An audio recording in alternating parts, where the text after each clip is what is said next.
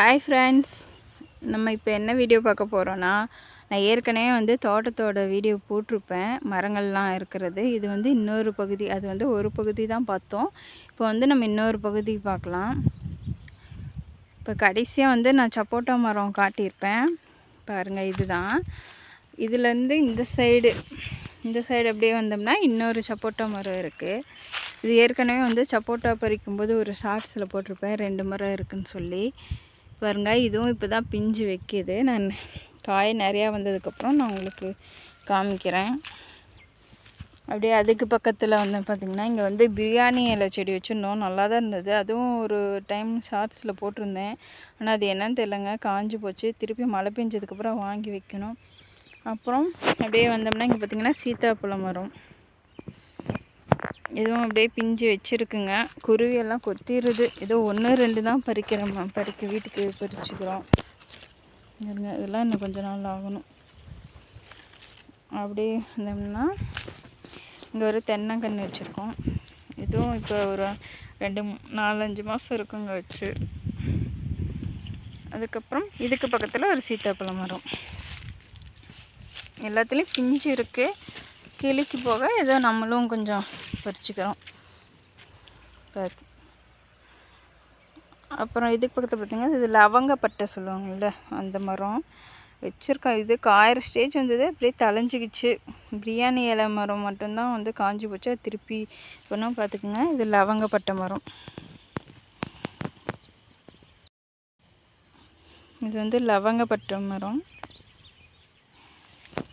அப்படியே இந்த பக்கம் வந்தீங்கன்னா இங்கிட்டும் ஒரு சீத்தாப்பழம் மரம் இருக்குது. மொத்தம் 4 மரம் இருக்குங்க. இதுலேயும் காய் நிறையா இருக்குது. இல்லை கொஞ்சம் பிஞ்சாக இருக்குது. அப்படியே அதுக்கு பக்கத்தில் பார்த்திங்கன்னா இது பார்த்திங்கன்னா மலை இழந்த பழம் சொல்லுவாங்கள்ல, விற்பாங்கள்ல, பார்த்துருக்கீங்களா? பெருசாக இருக்கும். அந்த மரம் தான் இது. பாருங்க, இது சரிங்களா? எல்லாம் பில்லாக இருக்குங்க, கொத்தி விடணும். மழை பெஞ்சோன்னா எல்லாம் க்ளீன் பண்ணுவோம். அப்போ நான் மறுபடியும் ஒரு டைம் ஷார்ட்ஸ் மாதிரி எடுத்து உங்களுக்கு காமிக்கிறேன். ஏன்னா இது மழை இழந்த மரம். அதுக்கு பக்கத்தில் இன்னொரு சீத்தா மரம் இருக்குது. அவ்வளோதாங்க. அடுத்து அப்படியே வந்தோம்னா பார்த்திங்கன்னா பெரிய நெல்லிக்காய் மரம் இங்கே ஒன்று இருக்குது. அப்படியே இந்த பக்கம் அப்படியே போனோம்னா இங்கே ஒரு மகாகனி வச்சுருக்கோம். அடுத்து அதுக்கு பக்கத்துலேயே இன்னொரு பெரிய நெல்லிக்காய் மரம் வச்சுருக்கோம். இன்னும் காய்க்கு வரல. அப்படியே வந்தோம்னா இங்கே ஒரு தென்னங்கன்று வச்சுருக்கோம். அப்படியே அதுக்கு பக்கத்தில் பார்த்திங்களா, இது என்ன செடின்னு தெரியுதா உங்களுக்கு? இது லெமன் கிராஸ் டீ போட்டு குடிப்பாங்களாங்க. அதுதான் நாங்கள் ஒருத்தர்கிட்ட இருந்து அந்த வேரோட சும்மா கொஞ்சம் கொண்டு வந்து வச்சோம். அது இவ்வளோ வந்துருச்சு பாருங்கள். உங்களுக்கு நான் இந்த டீ ஒரு நாளைக்கு ப்ரிப்பேர் பண்ணி காமிக்கிறேன். அதுக்கு பக்கத்தில் பார்த்திங்கன்னா கொய்யா மரம். அதுவும் மழை இல்லாமல் சரியாக காயே பிடிக்கலைங்க இந்த தடவை. அப்படியே வந்தோம்னா இது பார்த்திங்கன்னா சின்ன நெல்லிக்காய் இப்போ தான் வச்சுருக்கோம், தளைஞ்சு வந்திருக்கு. அப்புறம் அதுக்கு பக்கத்தில் இன்னொரு கொய்யா மரம். இந்த 2 மரமும் செங்கொய்யா. இதில் பாருங்கள், இப்போ தான் இது வெட்டி விட்டது, தளைஞ்சு வந்திருக்கு.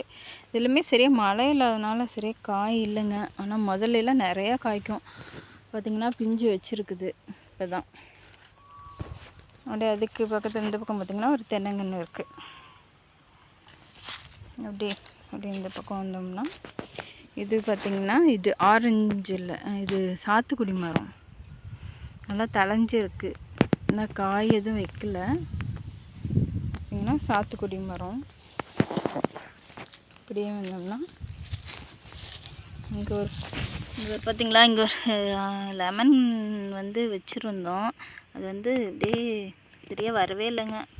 காயிற மாதிரியும் இருக்குது, தலையிற மாதிரியும் இருக்குது. தெரியல என்ன பண்ண போகுதுன்னு. அப்புறம் அதுக்கு பக்கத்தில் இன்னொரு லெமன் தான், லெமன் எலுமிச்சை மரம் தான் இது. அது பில்லெல்லாம் வந்துருச்சு. எல்லாம் க்ளீன் பண்ணணும். க்ளீன் பண்ணிவிட்டு நான் உங்களை காமிக்கிறேன். இதெல்லாம் அப்படியே பக்கத்தில் இது வந்தோம்னா இங்கே ஒரு மல்லிகைப்பூ செடி இருக்குது. பார்த்திங்களா எப்படி அரும்பு வச்சுருக்குன்னு. இது வந்து அடுக்கு மல்லின்னு சொல்லுவாங்க, ஊசி மல்லின்னு சொல்லுவாங்க. இதுலேயே 2-3 லேயர் இருக்கும். பூ அடுக்கடுக்காக இருக்கும், 2-3 லேயர். நான் பூ பூத்ததுக்கப்புறம் உங்களுக்கு காமிக்கிறேன்.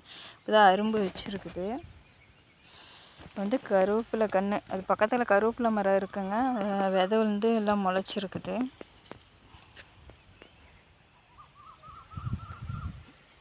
அப்படியே பார்த்திங்கன்னா இங்கே கருவேப்பிலை மரம்.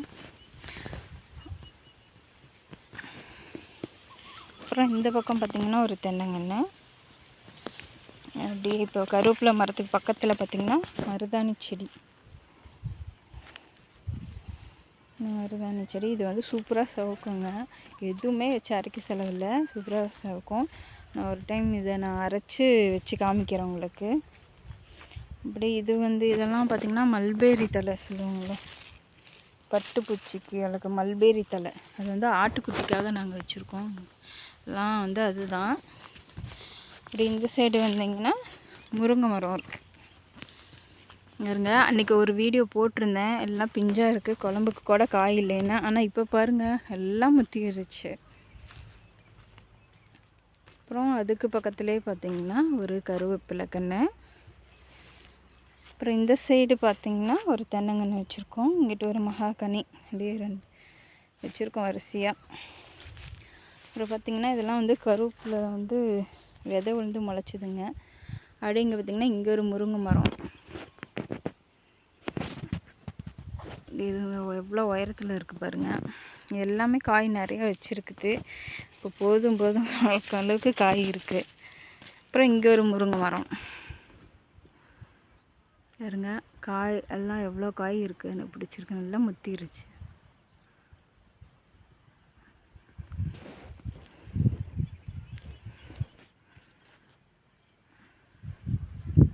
பாருங்களா எப்படி தொங்குதுன்ட்டு. அப்புறம் இப்படி இருந்தோம்னா இங்கே ஒரு கன்று வச்சுருக்கோம், மகாகனி. அப்புறம் இங்கேன்னு ஒரு தென்னங்கன்று வச்சுருக்கோம். அப்புறம் இதுவும் பார்த்திங்கன்னா முருங்கைக்காய் தான். இது ஒரு மரம் தாங்க. அது ஆழமாக விரிஞ்சிருக்கு. காய் பார்த்திங்கன்னா இங்கே பாருங்க நிறையா இருக்குது, உங்களுக்கு தெரியுதா, நிறைய பிடிச்சிருக்குது. அடுத்து இப்படியே வந்தோம்னா இங்கே ஒரு கன்று வச்சுருக்கோம். இது கொடுக்காப்புளி கன்று. அதுக்கு பக்கத்தில் பார்த்திங்கன்னா இங்கே ஒரு மகாகனி மரம் வச்சுருக்கோம். அப்படியே இந்த சைடு பார்த்திங்கன்னா இன்னொரு முருங்கை மரம். மொத்தம் 4 முருங்கை மரம் வச்சுருக்கோம். பாருங்க, இதுலேயும் காய் நிறையா இருக்குது. இப்போ நம்ம போகும்போது முருங்கைக்காய் பறிச்சுட்டு போகணும். இப்போ பார்த்திங்கன்னா இது என்னன்னு பார்த்திங்கன்னா இது வந்து அத்திப்பழம் கன்று வச்சுருக்கோம், தலைஞ்சிருச்சு. அடுத்து இங்கே ஒரு மகாகனி மரம் வச்சுருக்கோம். அடுத்து இங்கே பார்த்திங்கன்னா இது வந்து முந்திரி மரம். பார்த்துக்கோங்க, அது முந்திரி.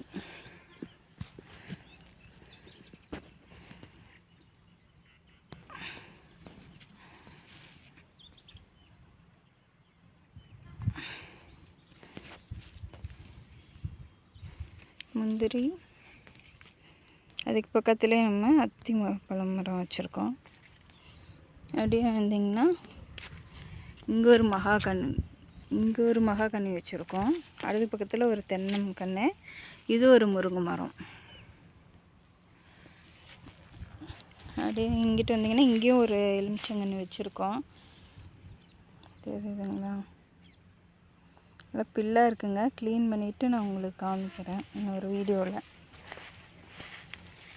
அந்த 2 முருங்கை மரத்துக்கும் இடையில வந்து ஒரு எலுமிச்சங்கன்று வச்சுருக்கோம், பார்த்துக்குங்க. இதுதான். அடுத்து இங்கே பார்த்தீங்கன்னா இங்கே முருங்கை கண்ணுக்கு பக்கத்தில் இது என்ன கன்று தெரியுதுங்களா, இது வந்து பலா கன்று. இது ஓரளவுக்கு பெருசாகிடுச்சு.